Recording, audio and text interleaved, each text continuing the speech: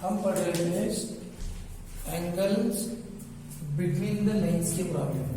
अब angle between the lines के problem में ये अपने नेक्स्ट प्रॉब्लम था। कौन सा था नेक्स्ट प्रॉब्लम है?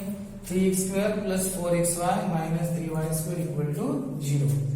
पहले का लिखना, पहले गिवन इक्वेशन लिख देना, फिर ए की वैल्यू की कंपेयर करना इसके साथ। कंपेयर क्यों करना पड़ता है? क्योंकि एंगल फाइंड आउट करने के लिए tan थीटा का ये फॉर्मूला हम यूज करते हैं।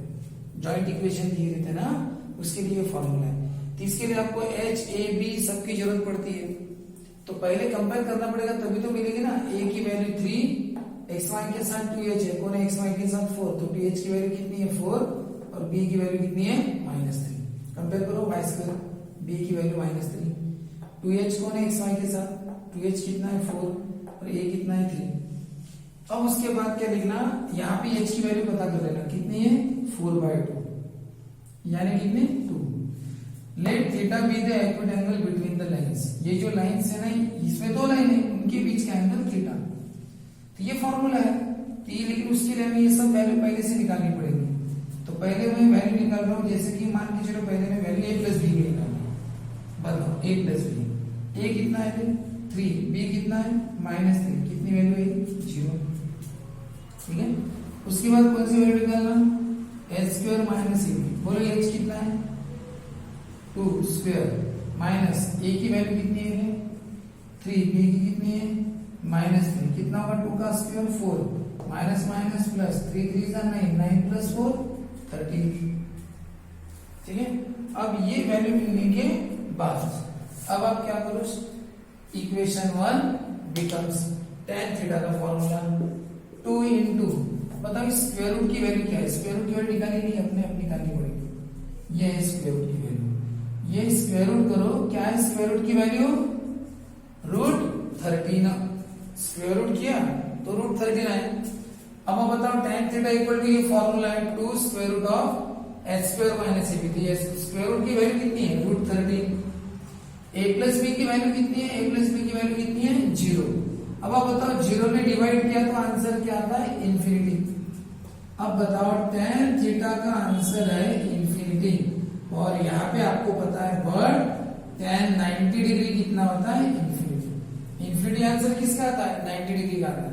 तो tan 90 इन्फिनिटी है, तो बताओ राइट हैंड साइड सेम है equal to right hand side left hand side. Right hand side same है तो लेफ्ट हैंड साइड सेम होगी। थीटा कितना हो गया 90 डिग्री यानी π/2 रेडियन। तो therefore angle between the given lines is 90 degree। इसका मतलब होता है they are perpendicular to each other, they are perpendicular to each other। वैसे ये लिखने की जरूरत नहीं, लिखा तो भी अच्छा है।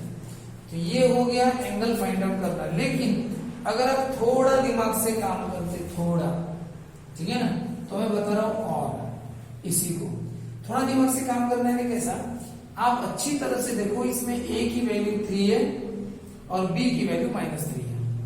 अगर आप जब आप कंपेयर करते हो कि नहीं, कंपेयर करने के बाद जैसे आप ये पूरा प्रॉब्लम सॉल्व करोगे, यानी आप क्या लिखोगे, पहले आप ऐसा लिखोगे, देखो इसके बाद वाला मैं यहां पे समझा दे रहा हूं।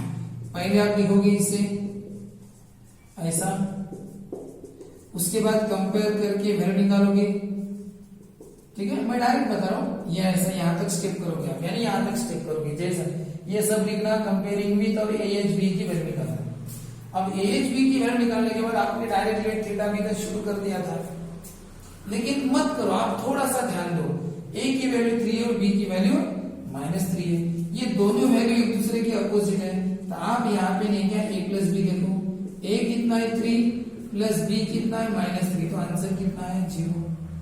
अब बताओ a + b का आंसर अगर 0 आया, a + b का आंसर कितना है 0, ये कंडीशन है परपेंडिकुलर लाइंस की।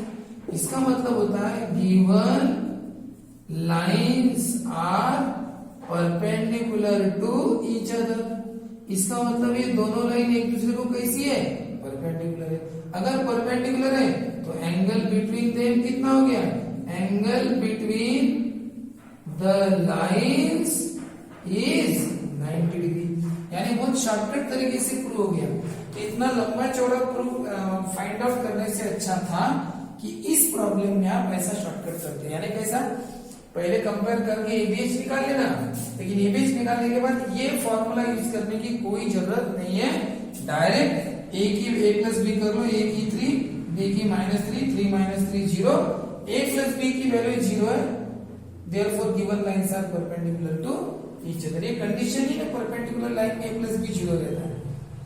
परपेंडिकुलर लाइंस में a प्लस b क्या रहता है 0।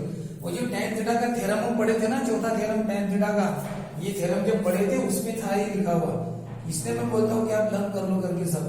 तो a प्लस b 0 है, इसका मतलब lines perpendicular to each other. एक बात ध्यान रखना, ये सिर्फ इसी प्रॉब्लम के लिए है।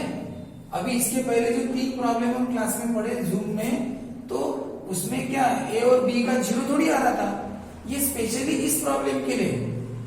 a और b की वैल्यू एक दूसरे की अपोजिट है, अपोजिट है ना, एक +3 एक -3, +3 -3, तो एडिशन कितना होगा, a प्लस b 0 हो जाएगा। इसका मतलब लाइंस परपेंडिकुलर। तो ये प्रॉब्लम स्पेशली आप इस टेक्निक से सॉल्व कर सकते हैं, यानी ऐसा नहीं किया तो भी चलेगा। लिखिए